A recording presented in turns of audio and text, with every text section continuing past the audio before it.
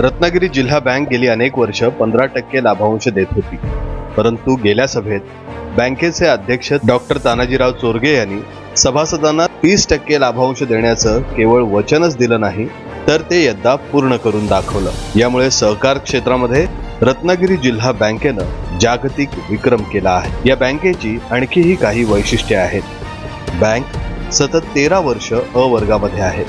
आतापर्यंत या बँकेला 17 पुरस्कार प्राप्त झाले आहेत। अध्यक्ष डॉक्टर तानाजीराव चोरगे, उपाध्यक्ष बाबाजी जाधव आणि इतर सर्व संचालकांनी सर्व सभासदांचे आभार मानले आहेत। दापोली शहरामध्ये पडलेल्या खड्ड्यांमुळे लोकांचं जगणं अवघड झालं आहे। रस्त्यावरून जाताना त्यांना प्रचंड मनस्तापाला सामोरं जावं लागत आहे।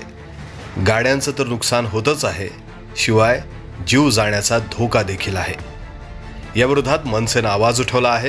दापोली नगरपंचायतीच्या मुख्याधिकाऱ्यांना निवेदन देऊन रस्ता लवकरात लवकर दुरुस्त करण्याची मागणी केली आहे। आज आम्ही दापोली नगरपंचायतवर सर्व आमचे पदाधिकारी, आमचे सहकारी यांसह आम्ही दापोली नगरपंचायतला गेलेलो आहे।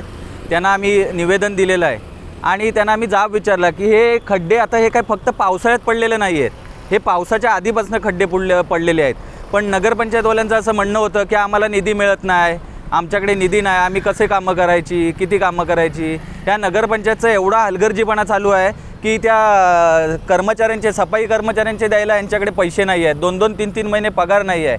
मला सांगा, सत्ताधारी इथे जे आमदार आहेत, जे खासदार आहेत, त्यांचे नगरसेवक या दापोली नगरपंचायतमध्ये आहेत। राष्ट्रवादीचे नगरसेवक आहेत, शिवसेनेचे नगरसेवक आहेत, भाजपाचे आहेत। मग जर सत्ताधारी, तुमची सत्ता महाराष्ट्रात, राज्यात सत्ता आहे तुमची, आमदार आहेत, खासदार आहेत, तरी जर तुम्ही निधी आणू शकत नसाल तर तुम्हाला का म्हणून जनतेने निवडून दिलेलं आहे?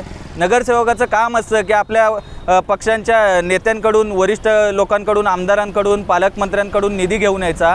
कोणत्याही बाबतीत इथले नगरसेवक किंवा प्रशासन हे या दापोलीकरांकडे लक्ष देत नाही आहेत, पूर्णपणे दुर्लक्ष केलेलं आहे। आणि हा अन्याय आम्ही महाराष्ट्र नवनिर्माण सेना कदापि सहन करणार नाही। यापुढे दिवसाच्या आत त्यांनी जर हे खड्डे वगैरे भरले नाहीत तर आमचं उग्र आंदोलन या दापोली नगरपंचायतवर असेल, याची दापोली नगरपंचायतनी नोंद घ्यावी। मनसेनं दापोली नगरपंचायतीच्या सत्ताधाऱ्यांना आणि इथल्या प्रशासनाला आता 8 दिवसांचं अल्टिमेटम दिलं आहे। यावर सत्ताधारी आणि प्रशासन काय कारवाई करतं याकडेच सगळ्यांचं लक्ष लागलंय। शमशाद खान, माय कोकण, दापोली।